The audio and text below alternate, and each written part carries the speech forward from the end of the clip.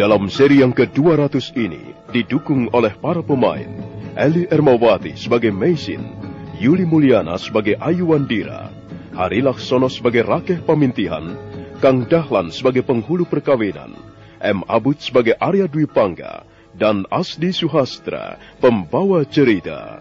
Selamat menikmati.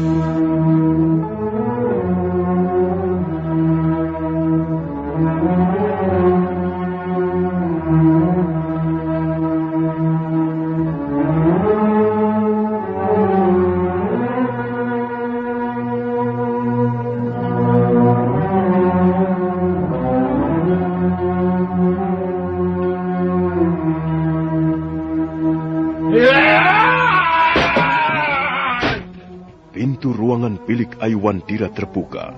Meisin terkejut, demikian pula Rakeh Pamintihan.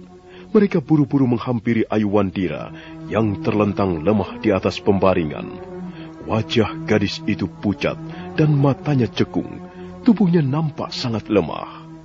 Ayu, apa yang kau rasakan, anakku? Aku tidak merasakan apa-apa, Bu.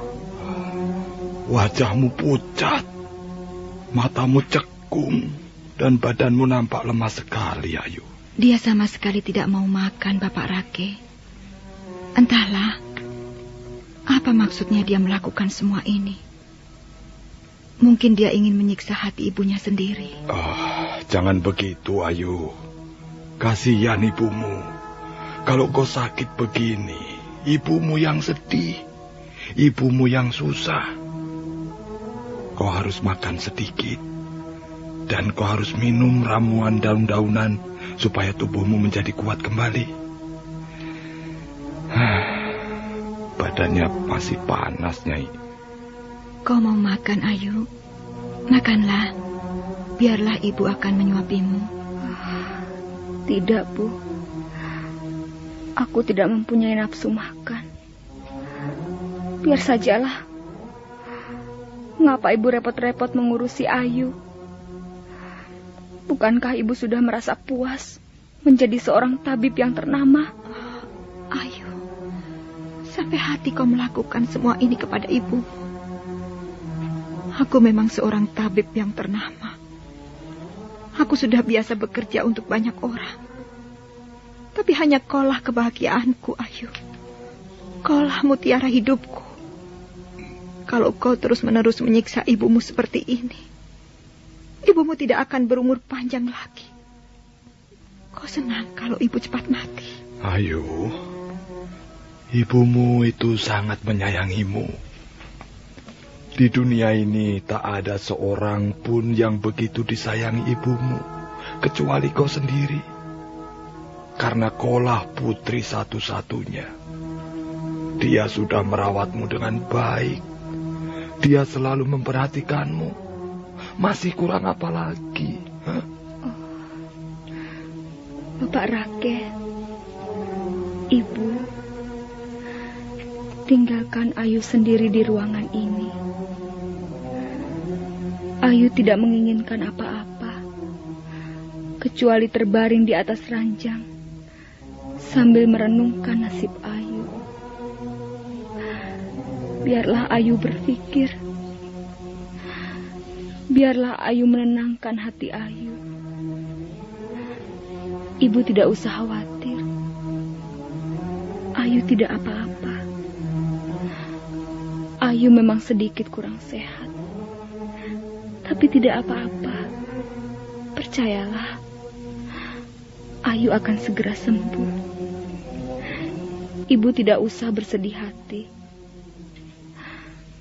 Barangkali suatu saat nanti, jika Ayu sudah bertambah dewasa, Ayu akan bisa menerima keadaan ini sebagaimana mestinya. Ayu, anakku Ayu Wandira.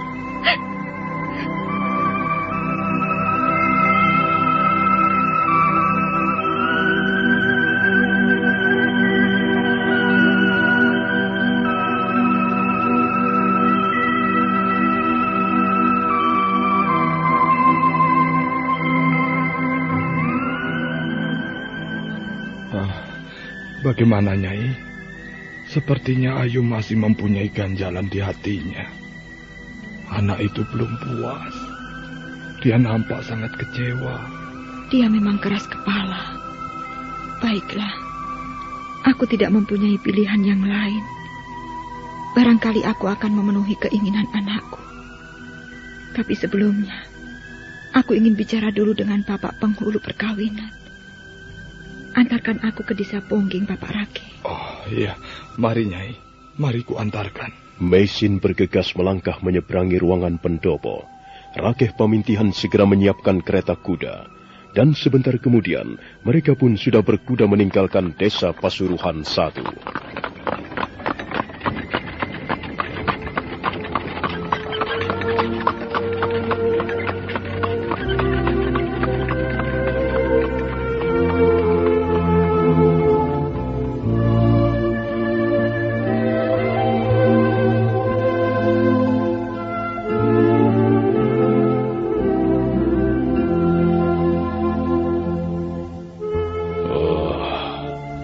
Aku sama sekali tidak menduga.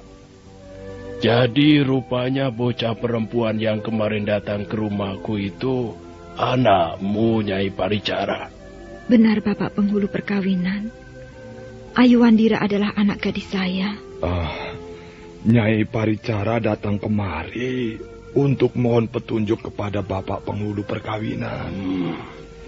Aku sudah tahu persoalan kalian, Nyai Paricara. Anakmu sudah menceritakan semuanya. Maaf, Bapak penghulu perkawinan. Apakah keadaan kami sudah tidak bisa diperbaiki lagi? Saya kasihan anak saya. Dia sangat menderita karena apa yang telah dilakukan orang tuanya. Dia sangat menderita karena masa lalu orang tuanya yang begitu hitam dan mencekam. Nyai Paricara, anakmu itu memang pantas dikasihani. Secara hukum adat, anakmu itu tidak dapat dikatakan sebagai anak. Karena kedua orang tuanya tidak pernah melangsungkan perkawinan secara sah. Iya, Bapak penghulu. Saya mengerti. Dan saya bermaksud memperbaiki keadaan kami yang sudah demikian rusak.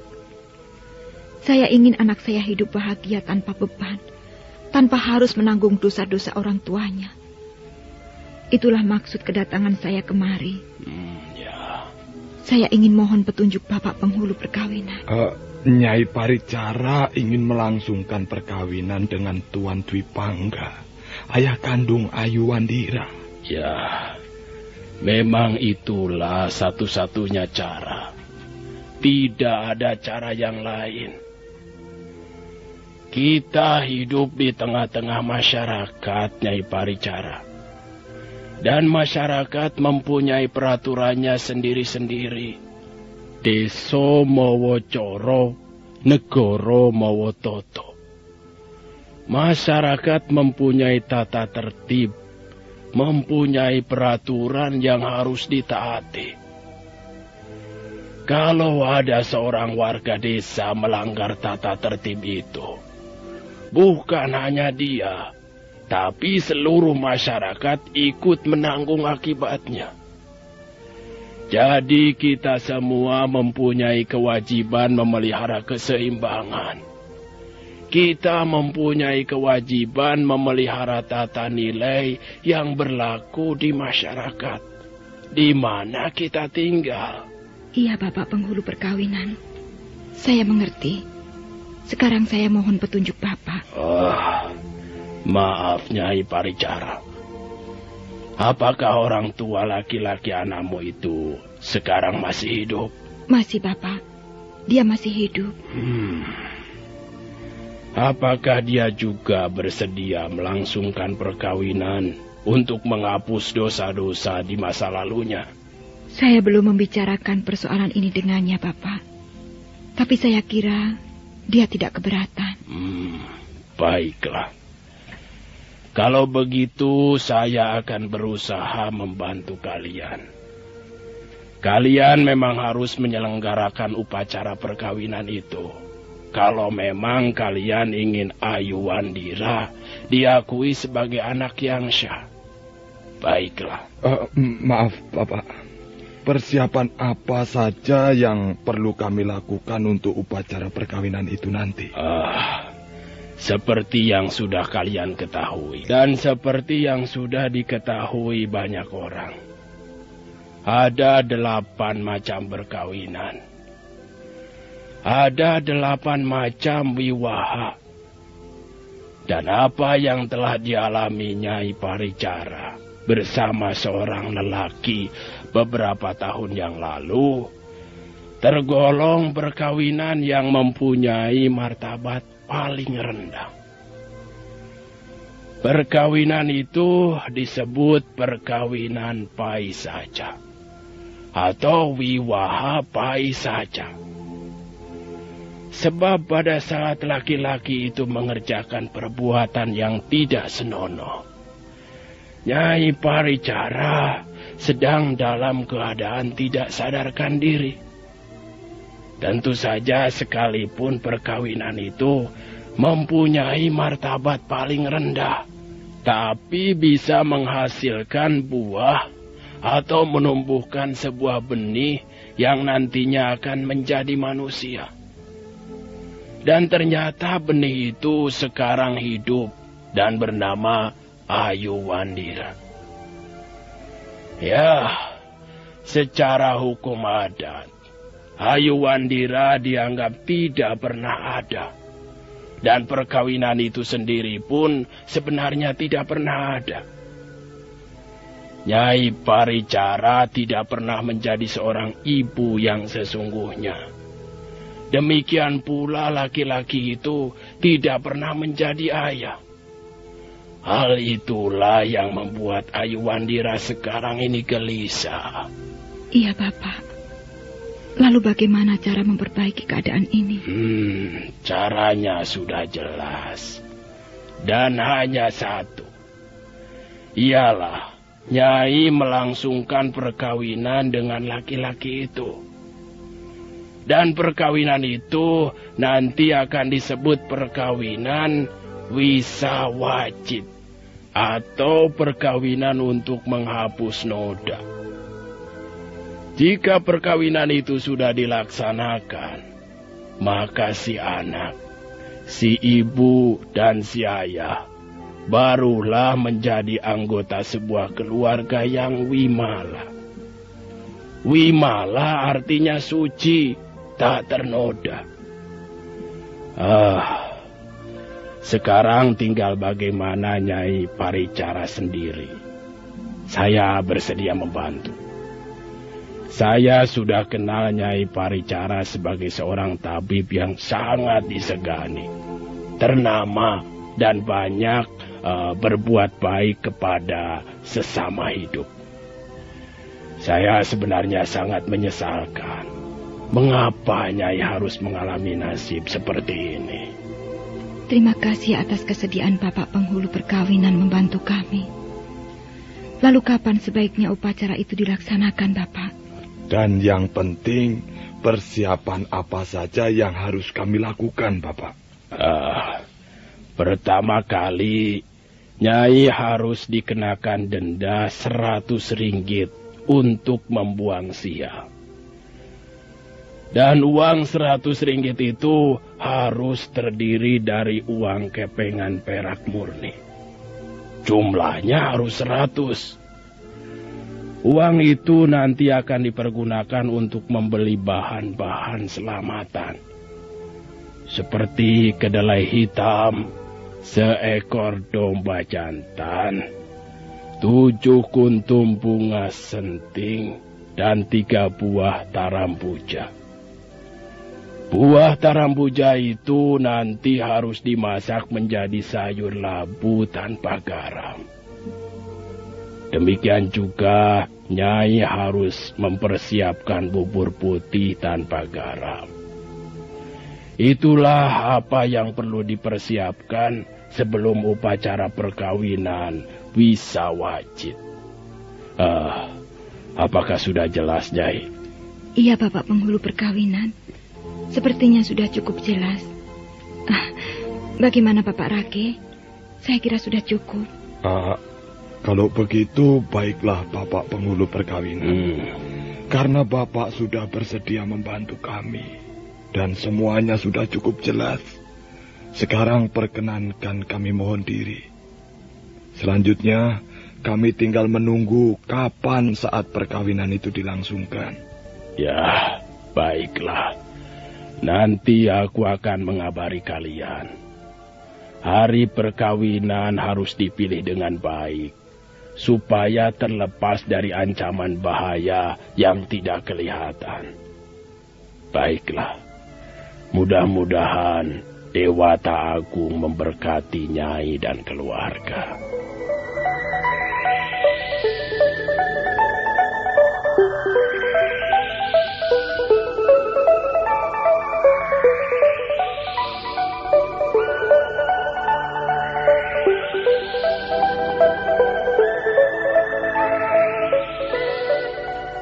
Nah, bagus Ayu.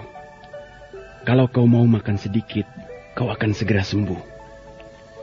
Sekarang kau sudah makan 3 suap. Itu jauh lebih bagus. Jangan menyiksa dirimu seperti ini. Kalau nanti kau benar-benar sakit dan sakitmu parah, semua akan menjadi susah. Lagi pula apa enaknya orang sakit? Saya sudah putus asa, Ayah. Ibu tetap keras kepala. Ibu sama sekali tidak mau memikirkan saya sebagai anak. Iya, aku sendiri tidak tahu harus bagaimana. Ibumu memang begitu. Wataknya keras seperti batu. Tapi sebenarnya dia sangat mencintaimu, Ayu. Apa artinya cinta seorang ibu jika dia sampai hati membiarkan anaknya hidup tanpa kepastian? Aku ini tidak dianggap manusia, Ayah. Aku dianggap tidak pernah ada. Aku tidak mempunyai hak seperti anak-anak yang lain. Mereka, anak-anak yang lain, bisa hidup tenang dan bahagia bersama kedua orang tuanya. Karena kedua orang tuanya saling mencintai. Dan mereka pernah memasuki puri perkawinan sebelum melahirkan anak-anak mereka. Tapi bagaimana dengan Ayu? Sebenarnya bukan ibumu yang salah, Ayu. Akulah yang salah. Akulah yang kotor. Semua ini terjadi, dan kau bisa lahir ke muka bumi karena perbuatanku yang kotor. Maafkan aku, Ayu. Akulah yang salah. Ayahmu yang salah. Aku ini benar-benar seorang laki-laki yang menjijikkan. Menjijikkan dan tidak ada harganya. Aku mempunyai dosa besar kepada ibumu dan juga kepadamu. Aku tidak tahu apakah aku akan bisa menghapus dosa-dosaku itu sebelum aku mati nanti. Apa yang kau lakukan di sini, Tuan Tripangga? Oh, kau, Nyai. Aku hanya ingin menengok Ayu. Katanya dia sakit. Ayu tidak apa-apa. Sebentar lagi dia akan sembuh kembali. Aku baru saja menyuapi bubur manis. Dan Ayu mau makan 3 suap. Rupanya kalian berdua sudah berkomplot untuk memojokkan aku. Nyai, jangan salah paham. Ya, kalian berkomplot. Kalian sengaja mengadakan komplotan untuk memojokkan aku. Dan sekarang, aku benar-benar terpojok. Aku tidak bisa menghindarkan lagi. Apa maksudmu, Nyai? Kami tidak pernah mengadakan komplotan apa-apa. Kalau aku datang kemari, aku hanya ingin menengok Ayu. Sudahlah. Tak ada gunanya kau bicara. Persoalan ini akan segera kita selesaikan bersama-sama. Sekarang ikutlah aku. Aku mau bicara denganmu, Arya Dwi Pangga. Ayu, kau tunggu di sini sebentar ya. Ibumu ingin bicara denganku. Sepertinya tidak ada lagi yang perlu dibicarakan, Ayah. Ibu sudah merasa paling benar. Jangan begitu. Kau harus tetap menghormati ibumu. Bagaimanapun juga dia telah melahirkanmu dengan susah payah. Kau tidak boleh menyakiti hatinya, Ayu.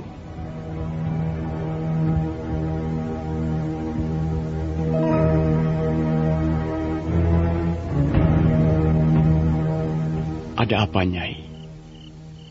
Apa yang ingin kau bicarakan? Aku kira tidak ada pilihan yang lain lagi.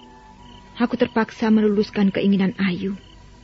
Kalau begitu akan sangat baik jadinya, Nyai. Aku sudah menemui Bapak penghulu perkawinan. Dan barangkali dalam beberapa hari ini, kita akan melangsungkan upacara perkawinan demi Ayu Wandira. Ingat Tuan Dwipangga, ini hanya demi Ayu Wandira. Semua ini salahku. Aku menyesal sekali, Nyai. Aku sama sekali tidak menduga bahwa perbuatanku dulu akan berakibat seperti ini. Maafkan aku, Nyai. Maafkan aku, Nona Mesti. Ya, memang akulah orang yang paling berdosa. Dosa-dosaku setinggi gunung, sedalam lautan. Aku telah menghancurkan hidupku sendiri dan juga hidupmu, Nyai Paricara. Juga hidup Ayu Wandira. Aku telah mengotori jiwa dan ragamu. Aku telah mencelupkan kepribadianmu yang indah ke dalam lumpur. Dosaku memang tidak bisa diampuni lagi. Tuan Dwipangga, aku benci melihat tangismu. Iya. Baiklah, Nyai. Aku tidak akan menangis lagi. Baiklah, maafkan aku. Aku terlalu bersedih. Aku kasihan pada anak kita. Jangan sebut anak kita. Kau tidak pernah menginginkan anak itu lahir ke muka bumi. Kau tidak pernah membayangkan bahwa perbuatanmu akan menjelma menjadi manusia perempuan yang bernama Ayu Wandira, bukan? Jangan sebut anak kita. Kau tidak pernah mempunyai anak. Ayu Wandira adalah anakku. Baiklah. Baik, Nyai. Dia anakmu. Aku memang tidak pantas mempunyai anak. Apalagi sekarang ini. Mana ada orang buta dan menderita seperti Arya Dwi Pangga mempunyai anak? Baiklah. Kau benar, Nyai. Ayu Wandira bukan anakku. Dia hanya anakmu. Sekarang, apa yang ingin kau bicarakan? Dalam beberapa hari ini, kita akan menjalani upacara perkawinan. Dan perkawinan itu hanyalah sekedar untuk menghapus noda-noda perbuatanmu di masa lalu. Tapi ingat Tuan Dwipangga, ini kulakukan hanya demi Ayu Wandira. Dan sebenarnya, kita tidak pernah benar-benar kawin secara resmi. Ini hanya merupakan persyaratan saja. Persyaratan agar Ayu Wandira diakui sebagai anak oleh hukum adat yang berlaku di negeri ini. Apakah Tuan Dwipangga paham? Iya, Nyai. Aku paham. Aku mengerti apa maksudmu. Aku menurut saja. Aku sudah tidak punya apa-apa lagi yang bisa kubanggakan. Karena itu, aku hanya tinggal menurut saja apa perkataanmu, Nona Maisin.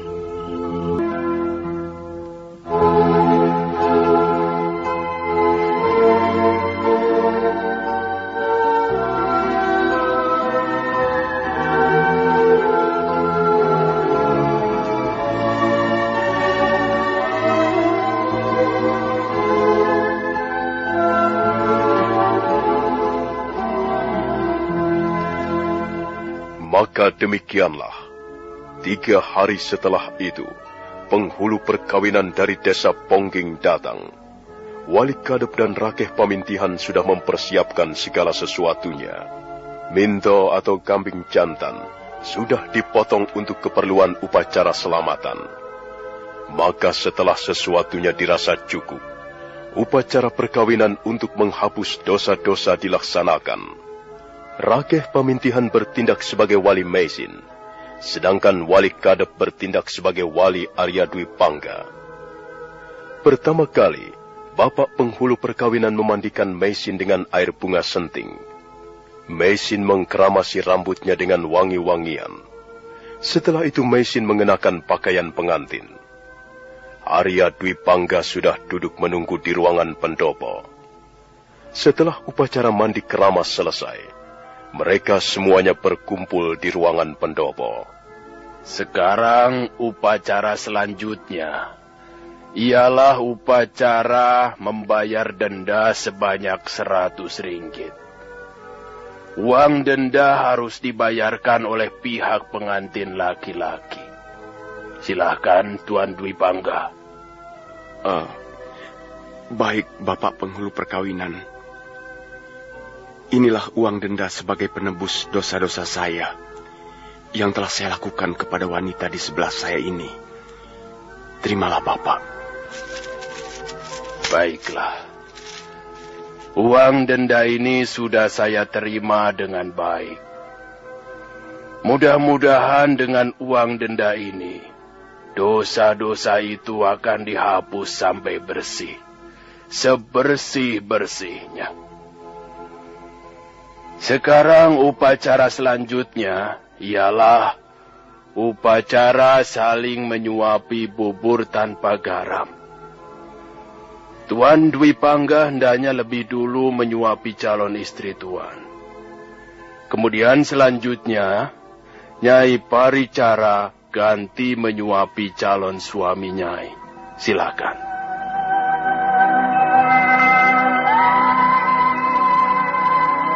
Bubur tanpa garam yang dicampur dengan sayur labu yang juga dimasak tanpa garam terletak di depan Arya Dwi Pangga. Makanan itu sebagai perlambang niat yang bersih dari dua orang pengantin yang ingin menghapus dosa-dosa di masa lalu mereka. Tangan Arya Dwi Pangga bergerak perlahan-lahan menyuap bubur. Hati Meisin sedih sekali, tapi dia terpaksa membuka mulutnya dan berusaha menelan bubur pengantin yang seakan-akan terasa mau berhenti di kerongkongan. Bubur itu rasanya sangat tidak enak. Sedikit demi sedikit Meisin berusaha menelan bubur tanpa garam. Tiba-tiba perutnya merasa mual, tapi Meisin berusaha untuk mengatasinya. Setelah makan 3 suap, sekarang ganti Meisin menyuap bubur pengantin dan membawanya ke mulut Arya Dwi Pangga. Sebenarnya Meisin merasa benci sekali melakukannya. Tangannya terasa berat dan hatinya hancur berkeping-keping. Apalagi setelah dia melihat Arya Dwi Pangga mengunyah bubur dengan mudahnya. Ya, sudah cukup. Upacara saling menyuapi bubur pengantin sudah selesai. Sekarang ganti upacara berikutnya. Upacara yang ketiga.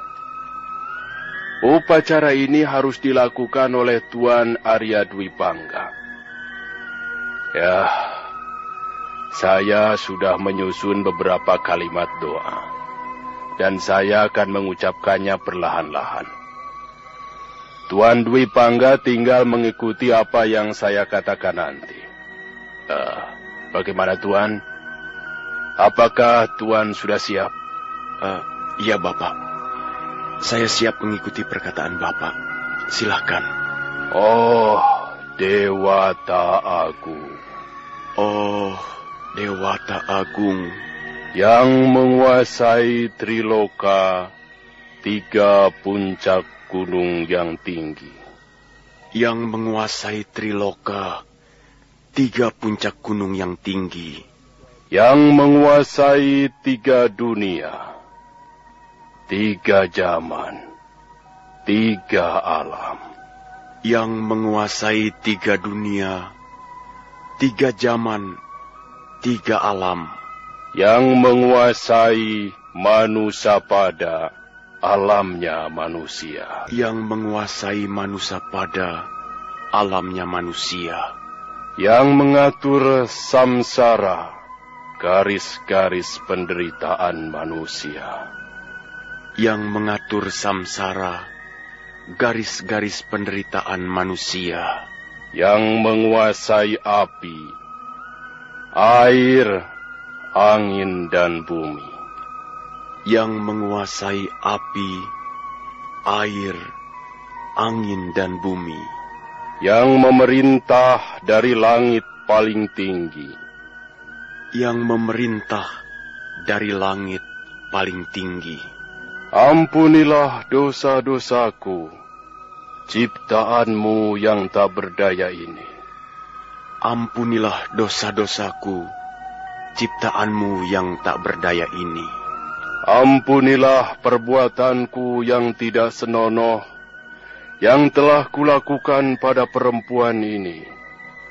Ampunilah perbuatanku yang tidak senonoh, yang telah kulakukan pada perempuan ini. Jauhkanlah aku dari segala kutukan. Jauhkanlah aku dari segala kutukan. Angkatlah aku dari lembah pralaya, tempat tinggal kematian dan kehancuran. Angkatlah aku dari lembah pralaya, tempat tinggal kematian dan kehancuran. Siramkan air sucimu di atas ubun-ubunku. Siramkan air sucimu di atas ubun-ubunku. Hembuskan napasmu yang harum di atas wajahku. Hembuskan nafasmu yang harum di atas wajahku. Agar hidupku menjadi berseri-seri kembali. Bebas dari malapetaka dan bencana. Agar hidupku menjadi berseri-seri kembali, bebas dari malapetaka dan bencana. Oh, Dewata Agung. Oh, Dewata Agung. Kaulah Raja Murah Hati. Kaulah Raja Murah Hati. Kaulah penguasa maha bijak dan budiman. Kaulah penguasa maha bijak dan budiman. Kabulkanlah doa-doaku ini. Kabulkanlah doa-doaku ini. Hilang sirna segala noda atas namamu dan kebesaranmu. Hilang sirna segala noda atas namamu dan kebesaranmu. Kotoran-kotoran musnah. Kotoran-kotoran musnah. Dosa-dosa telah dicuci bersih dengan rambut 7 orang bidadari. Dosa-dosa telah dicuci bersih dengan rambut 7 orang bidadari. Mulai sekarang, aku akan hidup secara baik. Mulai sekarang, aku akan hidup secara baik. Dan aku akan memperlakukan istriku dengan baik. Dan aku akan memperlakukan istriku dengan baik. Kami akan hidup sebagai suami istri, sambil memuji kebesaran namamu untuk selama-lamanya. Kami akan hidup sebagai suami istri, sambil memuji kebesaran namamu untuk selama-lamanya. Nah, Tuan Dwi Pangga, Tuan sudah selesai mengucapkan doa-doa kepada Dewata Agung. Mudah-mudahan Dewata Agung mengampuni dosa-dosa Tuan di masa lalu.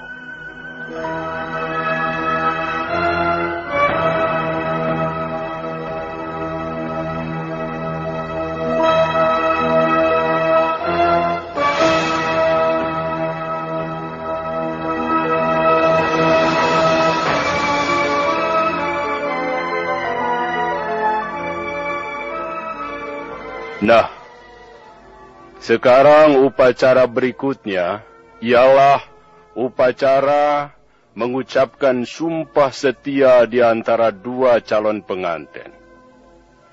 Untuk itu aku juga sudah menyiapkan kata-katanya. Cara, saya mohon mengikuti perkataan-perkataan saya. Ikutilah secara bergantian. Marilah. Kita mulai dari Tuan Dwi Pangga dulu. Tuan sudah siap? Saya siap, Bapak Penghulu Perkawinan. Nama saya Arya Dwi Pangga. Nama saya Arya Dwi Pangga. Nama saya Nyai Paricara. Nama saya Nyai Paricara. Saya bersedia menjadi suami yang sah perempuan yang duduk di sebelah kiri saya ini. Saya bersedia menjadi suami yang syah perempuan yang duduk di sebelah kiri saya ini. Saya bersedia menjadi istri yang sah laki-laki yang duduk di sebelah kanan saya ini. Saya bersedia menjadi istri yang syah laki-laki yang duduk di sebelah kanan saya ini.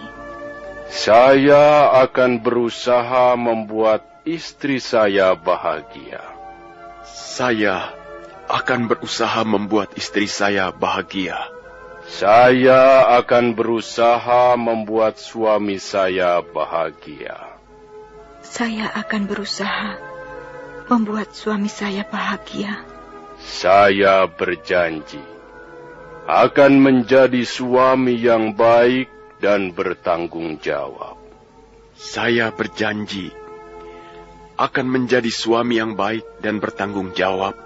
Saya berjanji akan menjadi istri yang baik dan setia. Saya berjanji akan menjadi istri yang baik dan setia. Saya berjanji akan menepati janji saya. Saya berjanji akan menepati janji saya. Saya berjanji akan menepati janji saya. Saya berjanji akan menepati janji saya. Saya berjanji di depan seorang penghulu perkawinan, di depan 2 orang saksi yang ditunjuk secara syah, dan di depan para dewata agung. Saya berjanji di depan seorang penghulu perkawinan, di depan 2 orang saksi yang ditunjuk secara syah, dan di depan para dewata agung. Saya berjanji di depan seorang penghulu perkawinan, di depan 2 orang saksi yang ditunjuk secara syah, dan di depan para dewata agung. Saya berjanji di depan seorang penghulu perkawinan, di depan 2 orang saksi yang ditunjuk secara syah, dan di depan para dewata agung. Nah, sekarang Wali Kadep dan Rakeh Pamintihan, tolong tirukan kata-kata saya. Kami menyaksikan janji-janji itu. Kami menyaksikan janji-janji itu. Ya, upacara ini sudah selesai. Sekarang kita lanjutkan dengan upacara berikutnya, ialah upacara membakar dupa. Tolong Wali Kadep dan Rakeh Pamintihan, ambilkan dupa. Dan kau Nyai Paricara, dan kau juga Tuan Dwi Pangga, silahkan berdiri. Kemudian tangan bergandengan, sementara saya akan berjalan di belakang kalian. Mari kita bersama-sama memasuki puri perkawinan. Mudah-mudahan asap dupa yang kalian bakar nanti membubung tinggi ke angkasa dan diterima oleh para dewata agung. Mari kita mulai upacara membakar dupa ini.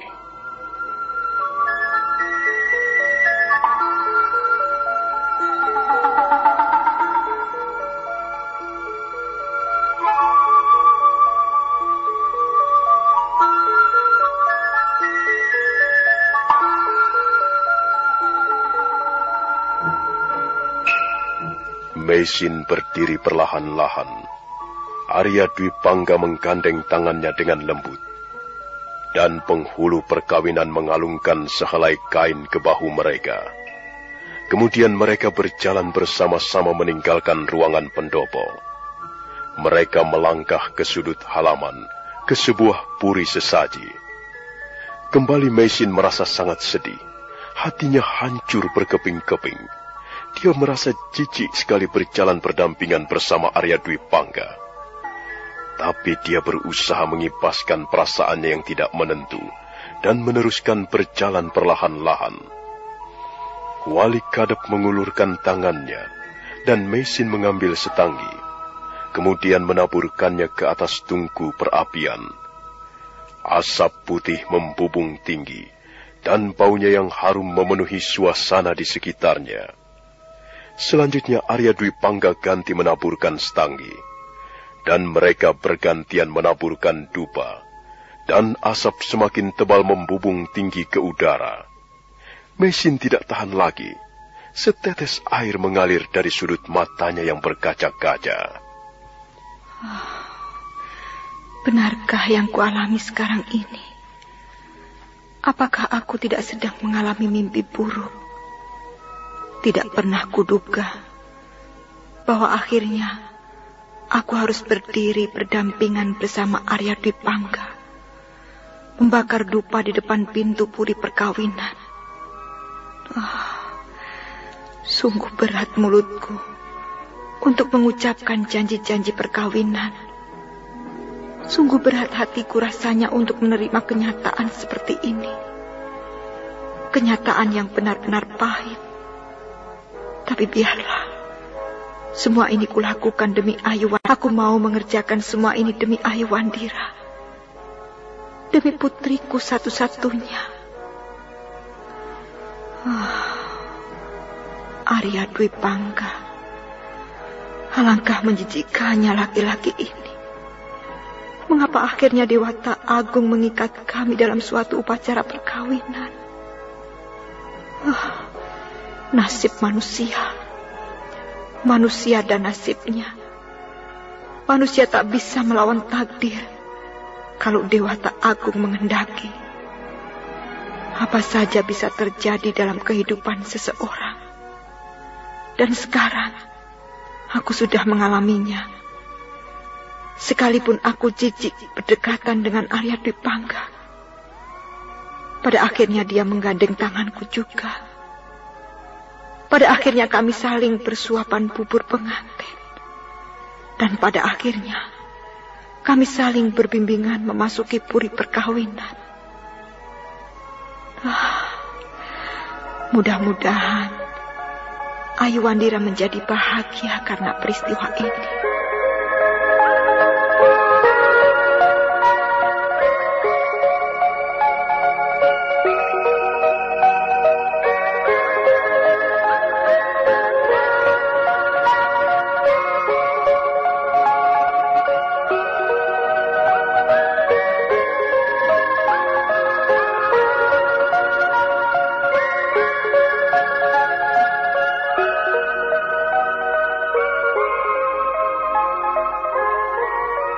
Maka demikianlah, akhirnya hari itu secara resmi Meisin menjadi istri Arya Dwi Pangga, sekalipun Meisin berontak dalam hatinya.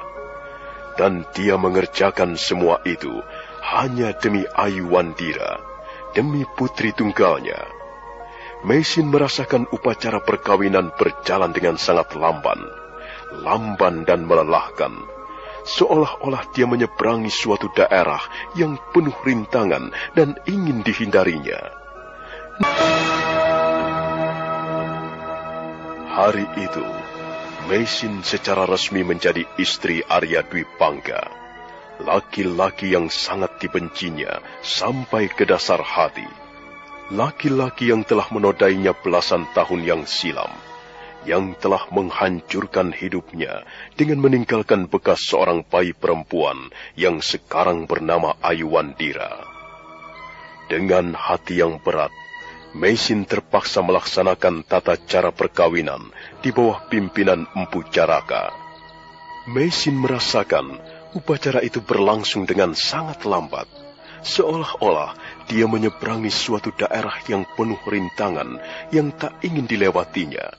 Seolah-olah dia dipaksa menelan suatu makanan yang rasanya tidak enak, dan makanan itu tersekat di kerongkongannya. Tapi akhirnya dia telan juga makanan itu demi Ayu Wandira, demi putri satu-satunya. Malam harinya, Meisin menengok Ayuwandira yang masih terbaring di ruangan biliknya.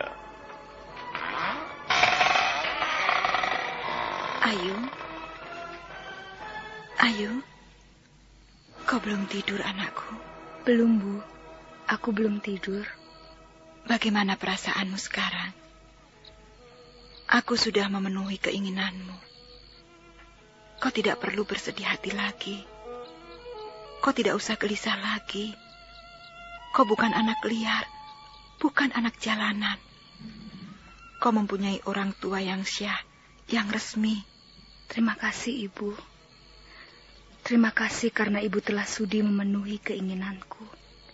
Sekarang kau percaya bahwa Ibu sangat mencintaimu, Ayu. Oh, aku juga sangat mencintaimu, Ibu. Tidak ada yang lebih kucintai di dunia ini selain Ibu. Dan ternyata, ibuku adalah seorang wanita yang sangat bijaksana dan mau mengerti keinginan anaknya. Dengarlah, Ayu. Aku sekarang ini sudah semakin tua. Aku hanya bisa berharap bahwa anakku bisa hidup bahagia selama-lamanya. Biar segala penderitaan ibu yang mengalaminya. Biarlah segala kesusahan ibu yang menyandangnya. Tapi aku tidak ingin penderitaan itu kuwariskan kepada anakku. Biarlah ibu yang mengalami segala yang pahit, sedangkan anakku sebaliknya mengalami segala yang manis. Itulah harapanku satu-satunya, Ayu. Mudah-mudahan Dewata Agung mengabulkannya. Ibu tidak usah khawatir. Sekarang beban itu sedikit demi sedikit terasa lenyap. Aku benar-benar merasa bebas. Aku tidak perlu merasa rendah dibandingkan anak-anak gadis yang lain. Karena aku telah mempunyai orang tua dalam arti yang sesungguhnya. Aku bahagia, Ibu. Hari ini aku benar-benar bahagia. Syukurlah. Jika kau merasa bahagia, maka Ibu merasa lebih bahagia. Tak ada kebahagiaan bagi seorang ibu, bagi semua ibu di muka bumi ini, kecuali melihat anak-anaknya bahagia. Syukurlah, Ayu. Mudah-mudahan selanjutnya kau cepat menjadi lebih dewasa. Dewasa dalam berpikir dan dewasa dalam bersikap serta menentukan langkah-langkah hidupmu. Ibu, Ayu lapar. Ayu ingin makan. Tapi Ayu tidak ingin makan sendiri, Bu. Maukah Ibu menyuapi Ayu? Anakku, pada saat kau masih kecil, aku tidak pernah menyuapimu. Aku hanya menyusuimu tidak lebih dari 40 hari lamanya. Sebelum akhirnya kita dipisahkan oleh nasib. Tentu, anakku, aku akan menyuapimu. Kau tidur sajalah. Ibu akan duduk di sini sambil menyuapimu. Nah, makanlah, Ayu. Meisin menyuapi Ayuwandira bubur manis. Ayuwandira membuka mulutnya dengan manja dan menelan bubur manis dengan lahapnya. Meisin merasa sangat lega dan gembira. Tiba-tiba air matanya meleleh di pipinya yang halus dan lembut. Ibu, mengapa kau menangis, Bu? Apa Ibu menyesali perkawinan itu? Sama sekali tidak, anakku. Aku tidak akan pernah menyesali segala sesuatu jika itu kulakukan untukmu. Ayu telah merepotkan Ibu. Ayu telah membuat susah. Maafkan Ayu, Bu. Kau tidak perlu minta maaf, Ayu. Tidak ada anak yang bersalah. Anak hanyalah merupakan buah serta akibat perbuatan orang tua mereka. Kau tidak perlu minta maaf pada siapa-siapa. Aku senang mengerjakan semua ini. Asal kau bisa bahagia. Kau tahu, Ayu, kasih sayang seorang ibu bagaikan bumi. Kasih sayang seorang ibu tidak akan ada habis-habisnya. Kau lihat bumi. Bumi sangat mencintai manusia yang tinggal di atasnya. Sekalipun manusia membuang kotoran kepadanya, menginjak kaki wajahnya, setiap hari sambil tertawa-tawa, tapi bumi tetap membalas dengan kasih sayang yang tulus. Sekalipun tubuhnya dicangkuk, dia tidak marah. Justru dia membalas dengan menumbuhkan butir-butir padi yang gemuk. Dia memberikan segalanya untuk kebahagiaan manusia yang tinggal di atasnya. Demikian pula seorang ibu. Seorang ibu akan berbuat apa saja untuk kebahagiaan anaknya. Dia akan melindungi anak-anaknya bagaikan seekor burung elang. Dia akan bertarung untuk keselamatan anak-anaknya. Itu merupakan kodrat seorang ibu, Ayu. Terima kasih, Ibu. Kata-katamu sangat membesarkan hatiku. Kata-katamu mengalir sejuk, bagaikan angin mengalir di lereng-lereng tebing, menyapu lembah dan daratan berwarna hijau. Kata-katamu membuat suasana menjadi tenang dan damai.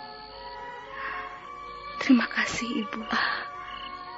Aduh, Ayu, kau sudah cukup makan banyak. Ayo, tinggal satu suap lagi. Lihatlah, Ayu, kau sudah hampir menghabiskan sepiring bubur manis.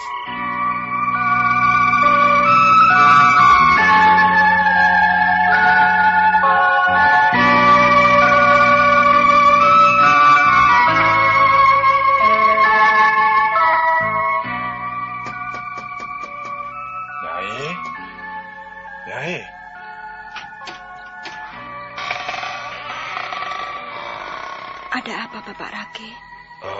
Nyai diharap datang ke rumah Wali Kadep. Bapak penghulu perkawinan sudah menunggu sejak tadi. Ada apa? Apa yang terjadi? Ada masalah yang harus segera dipecahkan, Nyai. Baru saja ada seorang warga desa Binor membawa berita kemari. Katanya calon pengantin laki-laki, calon suami Jangir anak gadis Wali Kadep, meninggal semalam. Meninggal? Iya, Nyai. Dia meninggal setelah mengidap suatu penyakit yang sangat gawat. Lalu, bagaimana rencana perkawinan Jangir? Apakah akan dibatalkan, Bapak Rake? Entahlah itu, Nyai. Semua itu tergantung Wali Kadep dan keluarganya. Nyai dimohon hadir untuk menjadi saksi pembicaraannya. Baiklah. Kasihan Bapak Wali Kadep. Mengapa harus terjadi musibah seperti ini? Baiklah, tunggu sebentar Bapak Rake. Aku akan berganti pakaian dulu.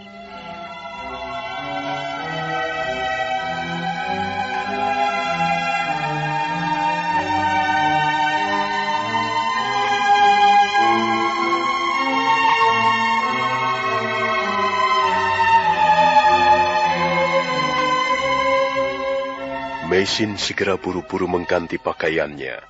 Setelah menyisir rambutnya, Meisin melangkah keluar, dan bersama Rakeh Pamintihan, dia berjalan perlahan-lahan meninggalkan halaman pondok. Di ruangan serambi rumah kediaman Wali Kadep, sudah ada beberapa orang laki-laki duduk bersila. Wali Kadep duduk bersama istrinya, sementara penghulu perkawinan duduk di hadapan mereka. Suasana nampak sedih dan murung. Meisin dan Rakeh Pamintihan segera mengambil tempat duduk di ruangan serambi. Suasana hening sesaat lamanya. Ini namanya musibah. Aku sendiri terkejut mendengar berita ini. Sakit apa sebenarnya calon suami Jangir itu? Sakitnya tidak lama, Bapak penghulu perkawinan. Hanya 2 hari. Katanya badannya panas, perutnya keras seperti batu. Padahal rencana perkawinan sudah di abang pintu, Bapak penghulu perkawinan. Bagaimana sebaiknya sekarang? Bagaimana keadaan Jangir, anakmu, Nyai? Apakah dia sudah mendengar berita ini? Sudah, Bapak. Dia nampak sangat terpukul. Dia terus-menerus menangis di ruangan biliknya. Tapi kami sudah dapat membesarkan hatinya. Bagus. Kau harus terus mendampingi anak gadismu itu. Jangan dibiarkan sendiri. Besarkanlah hatinya. Hiburlah hatinya. Mudah-mudahan suasana yang menyedihkan ini akan segera berlalu. Maaf, Bapak penghulu. Kalau menghadapi keadaan seperti ini, apakah rencana perkawinan bisa dilanjutkan? Maksud saya, apakah calon pengantin laki-laki itu bisa dicarikan gantinya begitu? Wah, itu sudah ada aturannya, Rakeh Pamintihan. Seperti yang sudah dicantumkan di dalam kitab Undang-Undang Kutara Manawa bab perkawinan. Itu sudah ada aturan untuk memperoleh jalan keluarnya. Artinya upacara perkawinan Jangir masih bisa diteruskan. Tentu saja calon pengantin laki-laki diganti. Bunyi aturan itu demikian. Jika pihak pengantin laki-laki meninggal sebelum perkawinan dilangsungkan, maka adiknya laki-laki, jika mau, dia mempunyai hak untuk mengawini gadis calon kakak iparnya itu. Dalam hal ini, pihak pengantin laki-laki disebut were, dan pihak pengantin perempuan disebut dewa rahara. Tapi jika adiknya laki-laki segan melakukannya, uang tukon tidak perlu dikembalikan. Nah, barulah dalam hal ini gadis itu disebut wulanjar. Artinya gadis yang telah dibeli dengan tukon, tetapi tidak jadi dikawinkan. Sekarang aku ingin bertanya dari pihak pengantin laki-laki. Siapa yang menjadi walinya? Saya, Bapak. Saya ditunjuk menjadi wali keluarga pengantin laki-laki, Bapak. Kau apanya orang tua pengantin laki-laki? Saya adiknya. Calon pengantin laki-laki adalah keponakan saya, Bapak. Baiklah. Kedudukanmu sudah kuat untuk menjadi wali. Baiklah. Sekarang aku ingin bertanya. Bagaimana sikap orang tua pengantin laki-laki? Apakah dia mempunyai anak laki-laki yang lain? Dia mempunyai 2 orang anak laki-laki yang lain, Bapak. Apakah salah satu di antara mereka bersedia menggantikan kedudukan kakaknya yang meninggal dunia secara tiba-tiba? Bapak, itu sudah kami bicarakan.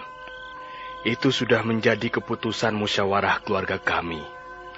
Kami memutuskan untuk menggantikan calon pengantin laki-laki dengan adik almarhum. Apakah adiknya itu sudah bersedia? Sudah, Bapak. Sudah menyatakan dirinya sanggup. Bagus. Kalau begitu, rencana perkawinan ini tidak perlu batal. Dan tukon atau mahar tidak perlu dikembalikan. Sekarang bagaimana dengan pihak pengantin perempuan? Apakah wali kadep dan istrinya tidak keberatan menerima calon pengantin laki-laki yang digantikan adiknya? Tidak, Bapak penghulu. kami tidak keberatan. Hal itu juga sudah kami utarakan di depan anak gadis kami, Bapak. Ya. Dan nampaknya Jangir setuju. Daripada rencana perkawinan ini batal dan kami semua menanggung malu. Kalau begitu, baiklah. Kukira tidak ada lagi persoalan yang berat. Rencana perkawinan anakmu, Jangir, akan tetap dilaksanakan. Sementara ini, persiapan-persiapan tidak ada yang perlu ditunda. Tapi ada sedikit catatan untuk Jangir, ya. Dalam 3 hari 3 malam, Jangir tidak boleh pergi kemana-mana. Dan setiap malam, mulai dari matahari terbenam sampai menjelang tengah malam, anak gadismu harus terus-menerus membakar dupa di depan pintu puri perkawinan. Itu sebagai pertanda anakmu ikut berduka cita atas kematian calon suaminya yang gagal. Apakah cukup jelas, Wali Kadap? Ya, cukup jelas, Bapak Pengulu. Kami akan segera memberitahukannya kepada Jangir. Baiklah. Mudah-mudahan musibah ini akan segera berlalu. Dan akhirnya, baik keluarga pengantin laki-laki ataupun pengantin perempuan dilimpahi berkat oleh Dewata Agung. Sehingga semuanya dapat merasakan kebahagiaan. Upacara perkawinan Jangir dilaksanakan dengan cukup meriah. Jangir duduk di atas pelaminan bersama calon suaminya. Ayu Wandira ikut menghadiri upacara perkawinan itu. Ayu Wandira tersenyum bahagia setiap kali bertatapan muka dengan Jangir sahabatnya. Setelah selesai upacara saling menyuapi bubur pengantin, penghulu perkawinan menepukkan tangannya beberapa kali. Bagus. Bagus sekali. Aku senang melihat pemandangan seperti ini. Seorang gadis dan seorang perjaka duduk berdampingan. Dan mulai malam ini, mereka resmi menjadi suami istri. Ya, sekarang aku ingin sedikit memberikan wejangan kepada pengantin wanitanya. Mudah-mudahan wejangan ini bisa dijadikan bekal untuk menjunjung tinggi martabat keluarga kalian nanti.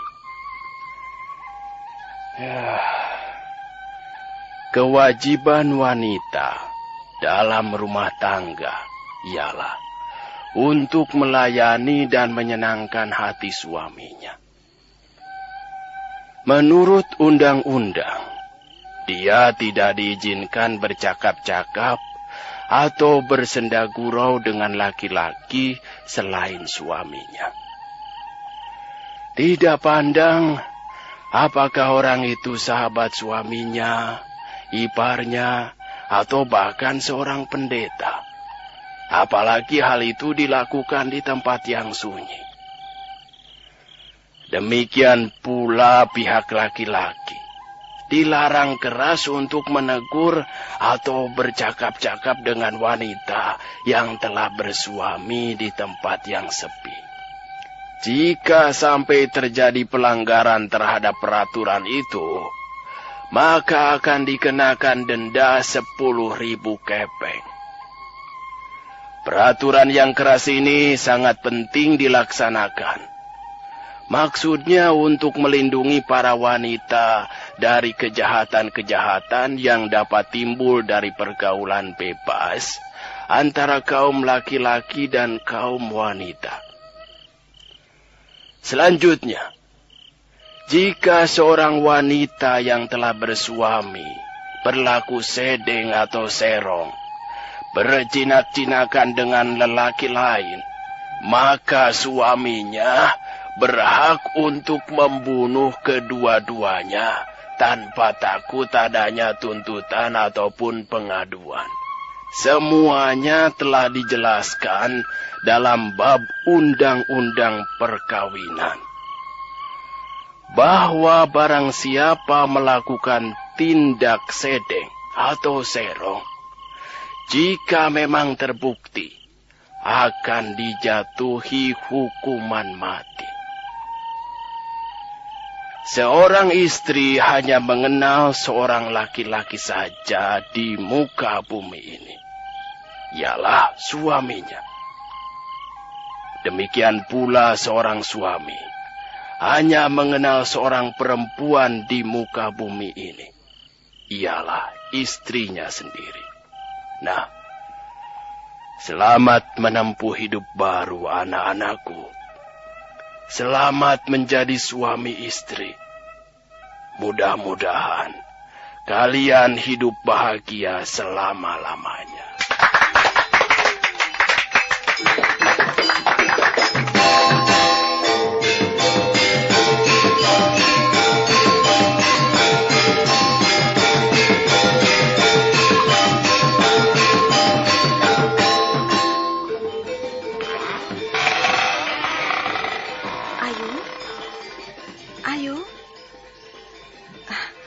Bapak Rake, apakah kau tidak melihat Ayu Wandira? Tidak, Nyai.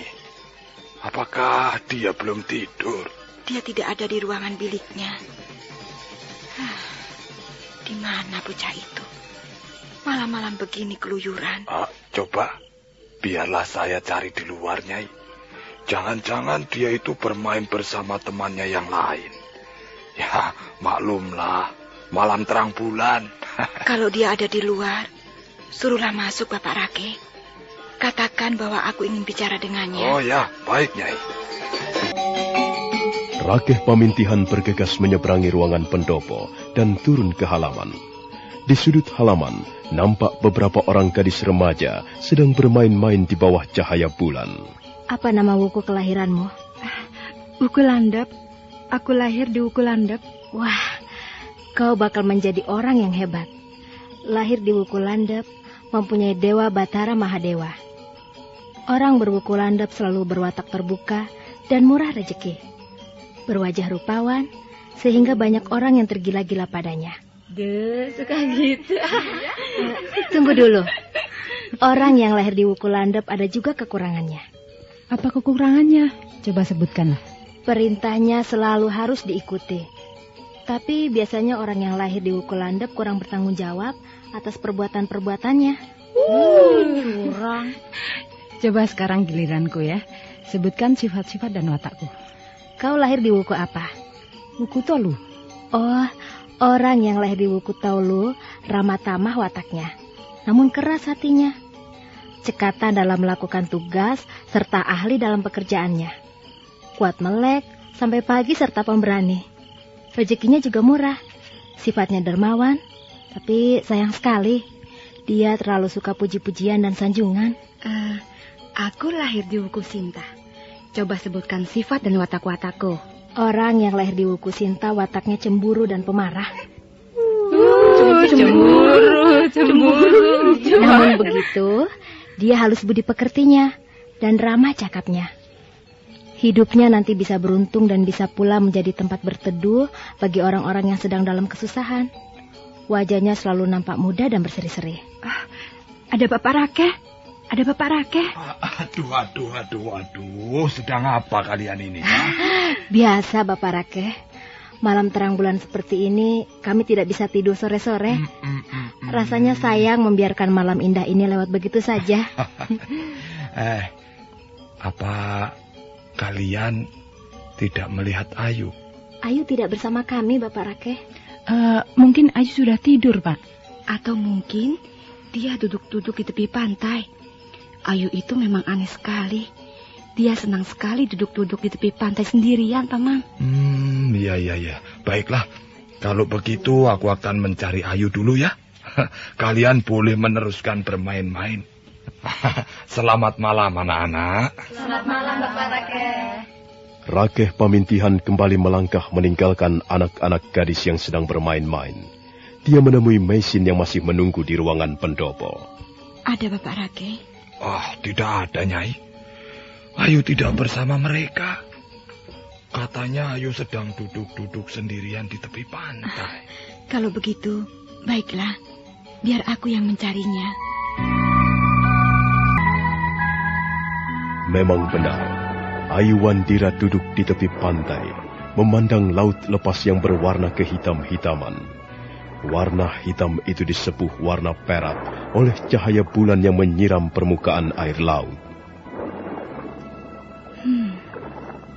Jangir sekarang sudah mempunyai suami. Aku merasa sangat kehilangan seorang sahabat yang baik. Memang, banyak gadis-gadis remaja tinggal di daerah ini. Tapi mereka tidak seperti Jangir. Jangir dapat mengerti perasaanku. Jangir. Mudah-mudahan dia bisa hidup bahagia bersama suaminya. Dia seorang gadis yang baik. Dia pasti menjadi seorang istri yang setia. Ketika Ayuandira sedang termenung sambil memandang laut, pada saat itulah sekilas matanya menangkap sebuah bayangan bergerak di antara pohon-pohon liar. Ayuandira segera berdiri dan bayangan itu berusaha melarikan diri sekencang-kencangnya. Hei, tunggu! Tunggu! Jangan lari! Jangan lari!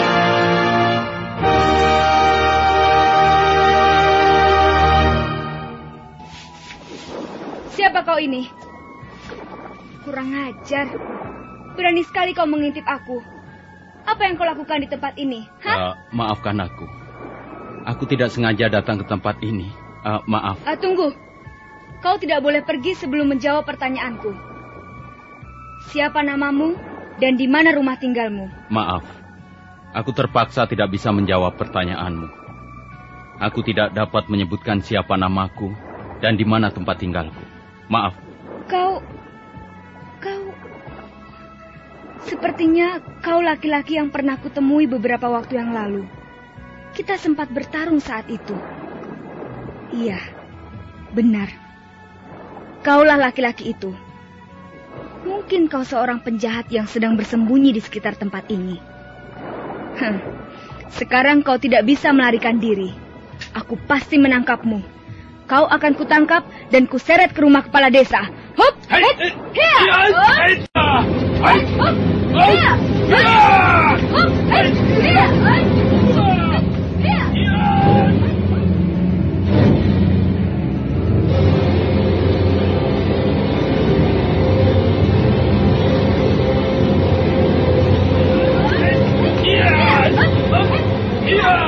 Ayuandira segera menerjang dengan jurus-jurusnya.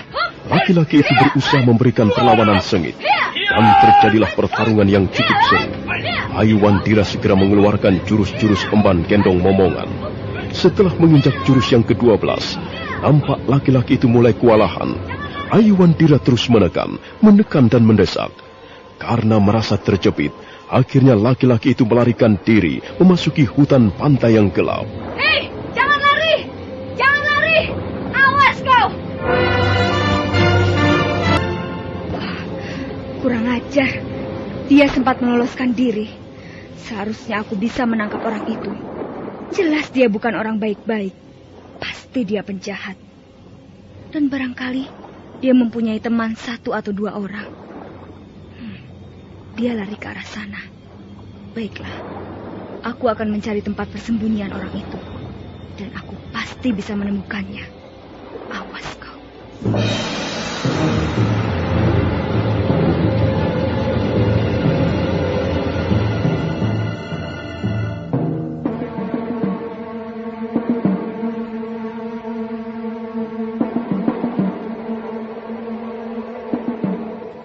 Ayu bergegas melangkah menyusuri hutan kecil di tepi pantai.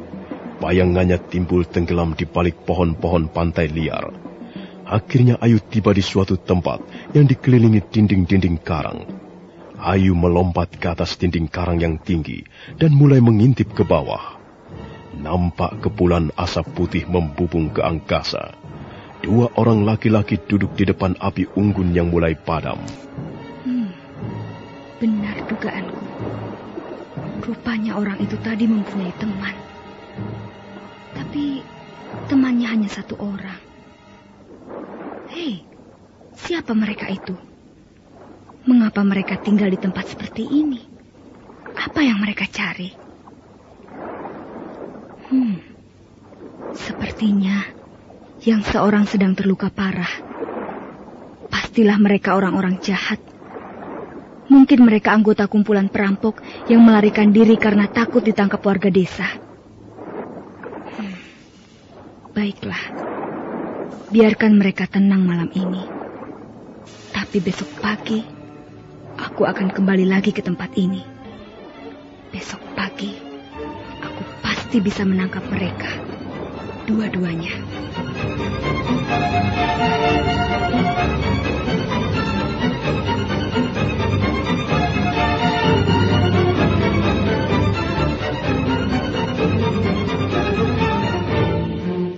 Ayuwandira kembali melangkah perlahan-lahan, meninggalkan puncak dinding-dinding karang. Dia melompat-lompat bagaikan seekor tupai. Cahaya bulan menyirami wajahnya yang cantik jelita. Dan sebentar kemudian, dia sudah mulai kembali menyusuri tepian hutan pantai.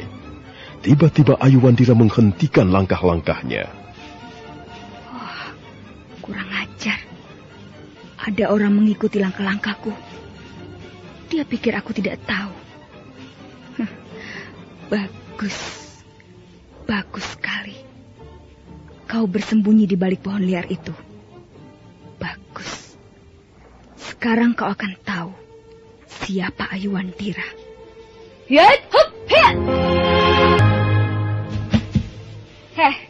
Siapa kau ini? Berani sekali kau mengikuti langkah-langkahku. Tenanglah, Ayu. Oh, Ibu?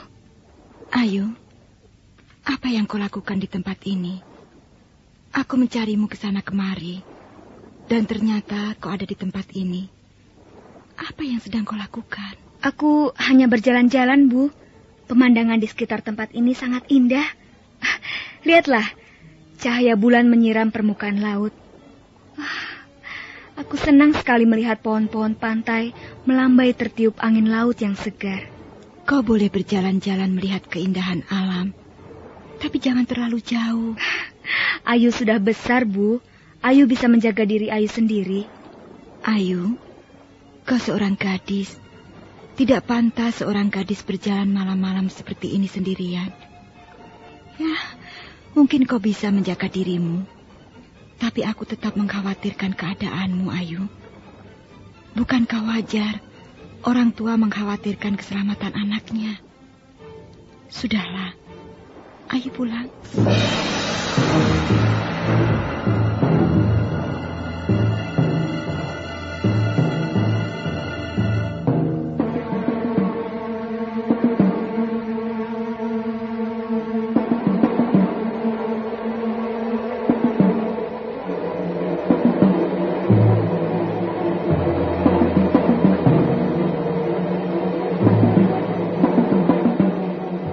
Malam terus mengalir perlahan-lahan.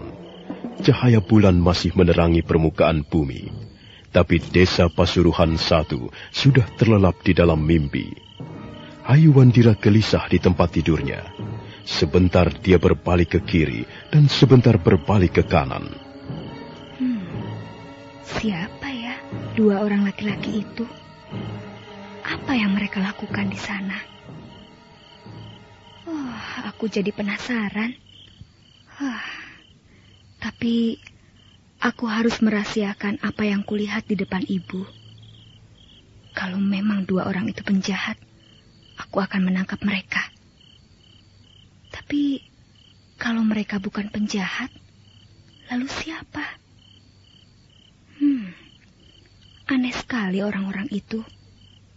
Pakaian mereka compang-camping seperti gelandangan.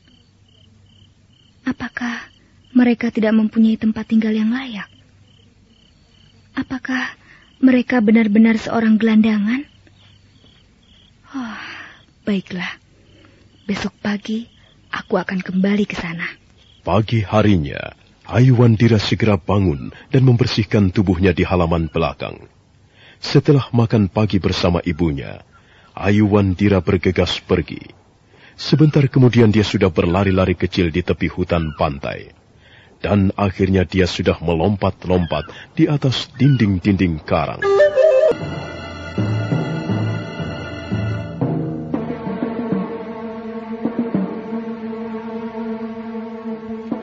Bagaimana lukamu, Kakang Cakradara? Entahlah, Adik Kudamerta. Sepertinya lukaku masih belum sembuh benar. Sampai kapan kita harus hidup dengan cara seperti ini? Kita tidak pernah bertemu dengan orang-orang. Iya. Dan setiap hari kita makan lumut serta kerang. Sampai kapan kita bisa bertahan? Entahlah, Kakang. Aku sendiri tidak tahu. Adik Kudamerta. Iya. Apakah prajurit-prajurit Majapahit masih mengejar kita? Kalaupun mereka masih mengejar kita, mereka pasti tidak akan dapat menemukan tempat persembunyian kita. Tetapi, sepertinya tempat ini sudah mulai kurang aman, Kakang. Semalam aku bertemu lagi dengan seseorang. Kami sempat bertarung beberapa jurus. Dan orang itu mengejarku. Untunglah aku segera meloloskan diri, Kakang. Apa dia tahu tempat persembunyian kita? Apa dia mengejarmu sampai kemari? Entahlah, Kakang. Mungkin juga dia sudah tahu tempat persembunyian kita. Tapi, mudah-mudahan saja dia tidak menceritakannya kepada orang-orang desa. Kita jangan terlalu banyak berharap. Mungkin saja suatu saat tempat ini akan dikepung dan kita ditangkap. Aku benar-benar sial. Untung dia hanya seorang gadis. Seorang gadis? Iya. Kau bertarung dengan seorang gadis? Iya, Kakang. Tapi sekalipun dia seorang gadis, kemampuan ilmu kanuraganya cukup tinggi. Aku kewalahan menghadapinya. Kakang, ada orang ngintip. Kau tunggu sebentar, aku akan melihatnya. Kudamerta segera bangkit dan melompat ke atas dinding karang. Tapi belum sampai dia tiba di puncak, pada saat itulah sebuah bayangan muncul dan menyambarnya.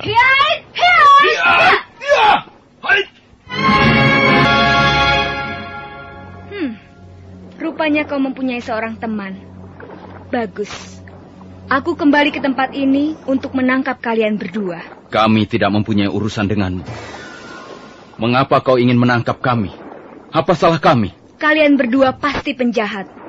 Buktinya, kalian bersembunyi di tempat seperti ini.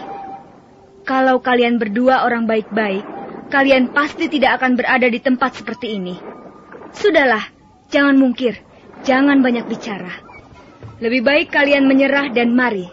Kalian akan kubawa ke rumah kepala desa Pasuruan 1. Maaf, kami tidak mau ditangkap tanpa kesalahan. Kalau kau tidak mau mengaku bersalah, cepat sebutkan siapa nama kalian dan di mana rumah tinggal kalian.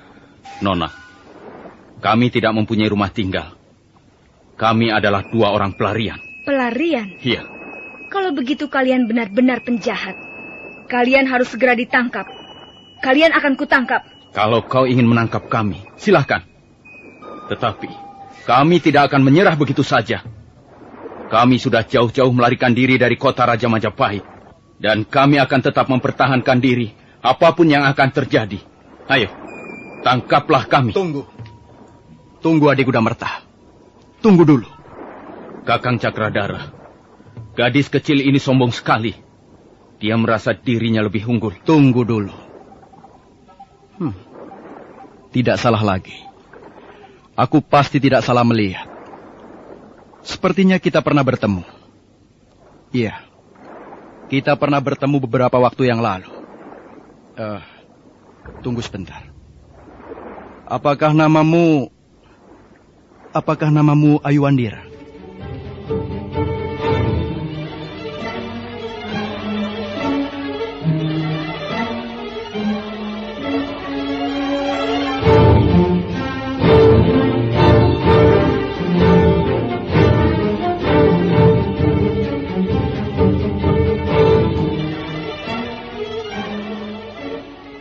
Ayuandira terkejut. Dia menarik kakinya mundur beberapa langkah sambil menatap Cakradara yang duduk bersandar di mulut goa. Untuk sesaat lamanya mereka saling berpandangan. Nah, bagaimanakah kisah selanjutnya? Apa yang akan terjadi dengan mereka? Saudara pendengar, silakan menunggu seri berikutnya. Sampai jumpa.